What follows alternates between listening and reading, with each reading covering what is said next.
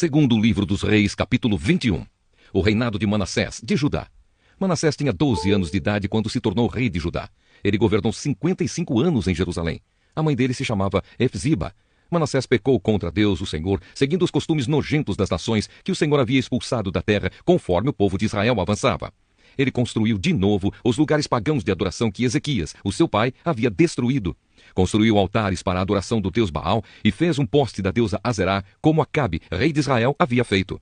Manassés também adorou as estrelas e construiu altares pagãos no templo, onde, conforme o Senhor Deus tinha dito, ele devia ser adorado. Nos 2 pátios do templo, Manassés construiu altares para a adoração das estrelas. Queimou o seu filho em sacrifício, fazia adivinhações e feitiçarias e consultava adivinhos e médiuns. Pecou muito contra Deus, o Senhor, e fez com que ele ficasse irado. Manassés colocou uma imagem esculpida da deusa Azerá no templo, o lugar a respeito do qual o Senhor tinha dito o seguinte a Davi e ao seu filho Salomão: em todo o território das 12 tribos de Israel, escolhi este templo, aqui em Jerusalém, para ser o lugar onde serei adorado para sempre. E se o povo de Israel obedecer a todos os meus mandamentos e fizer tudo o que manda a lei que o meu servo Moisés deu a eles, então eu não deixarei que sejam expulsos da terra que dei aos seus antepassados. Mas o povo de Judá não obedeceu a Deus, e Manassés os levou a cometer pecados ainda piores do que aqueles cometidos pelas nações que o Senhor Deus havia destruído, conforme o seu povo ia avançando. Por meio dos seus servos, os profetas, o Senhor Deus disse: o rei Manassés de Judá tem feito essas coisas nojentas, coisas muito piores do que aquelas que os amorreus fizeram, e com seus ídolos levou o povo de Judá a pecar.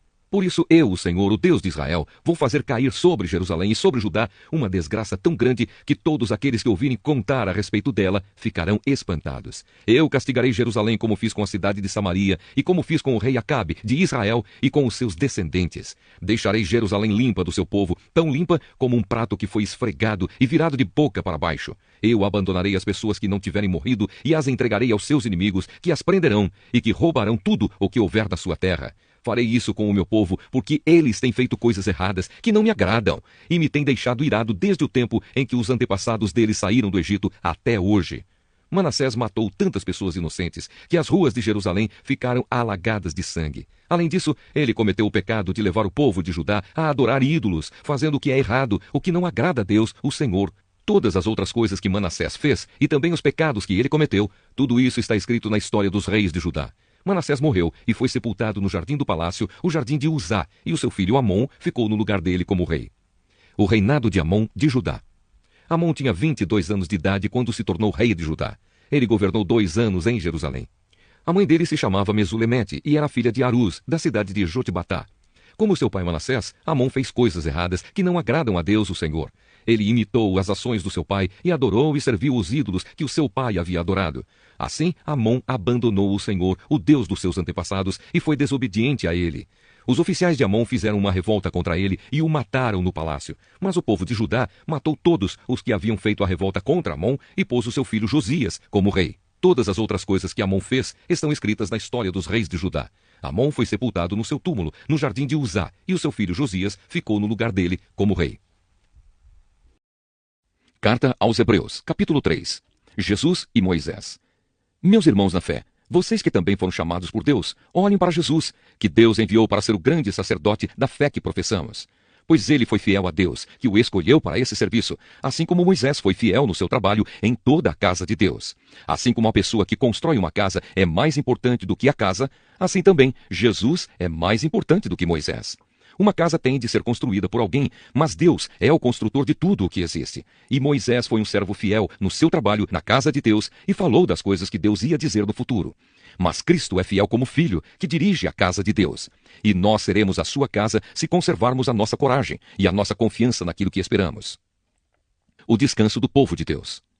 Por isso, como diz o Espírito Santo, se hoje vocês ouvirem a voz de Deus, não sejam teimosos como foram os seus antepassados quando se revoltaram contra ele, no dia em que eles o puseram à prova no deserto. Ali os antepassados de vocês me desafiaram e me puseram à prova, embora eles tivessem visto o que eu fiz durante 40 anos. Por isso fiquei irritado com aquela gente e disse: eles são gente de coração perverso e não querem obedecer aos meus mandamentos. Eu fiquei irado e fiz este juramento: eles nunca entrarão na terra prometida onde eu lhes teria dado descanso.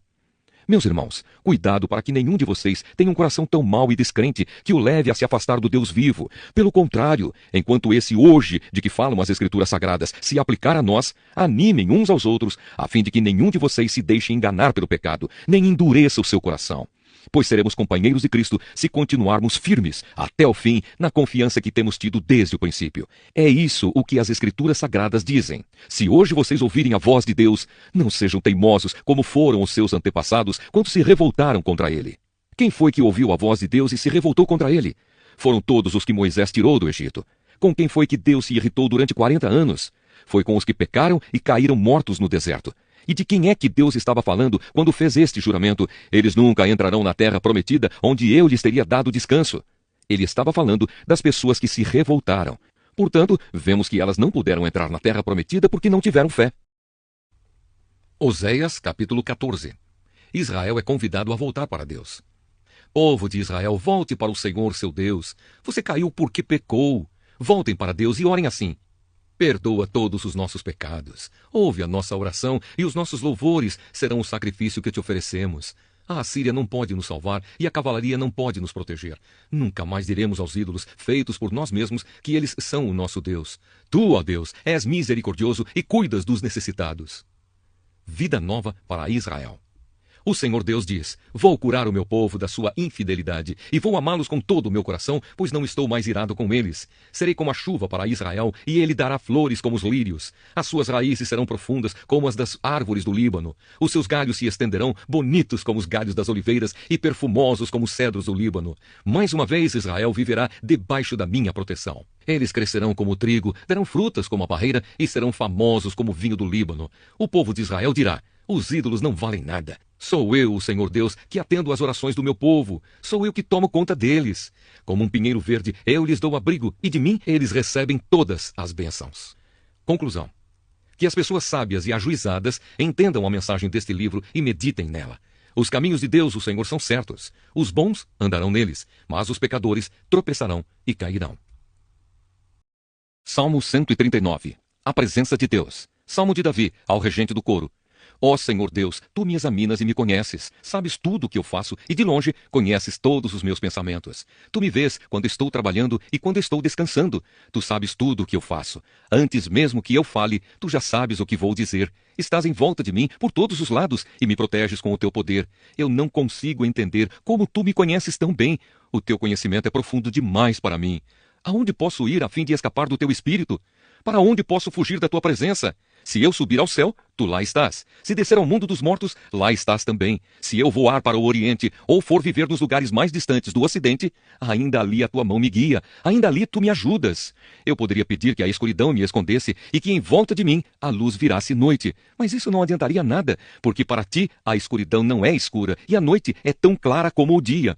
Tu não fazes diferença entre a luz e a escuridão. Tu criaste cada parte do meu corpo. Tu me formaste na barriga da minha mãe. Eu te louvo porque deves ser temido. Tudo o que fazes é maravilhoso e eu sei disso muito bem. Tu viste quando os meus ossos estavam sendo feitos, quando eu estava sendo formado na barriga da minha mãe. Crescendo ali em segredo, tu me viste antes de eu ter nascido. Os dias que me deste para viver foram todos escritos no teu livro, quando ainda nenhum deles existia.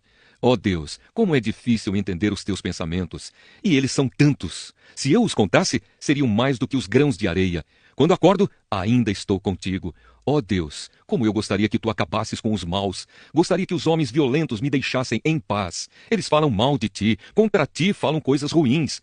Ó Senhor Deus, como odeio os que te odeiam. Como desprezo os que são contra ti. Eu os odeio com todas as minhas forças. Eles são meus inimigos.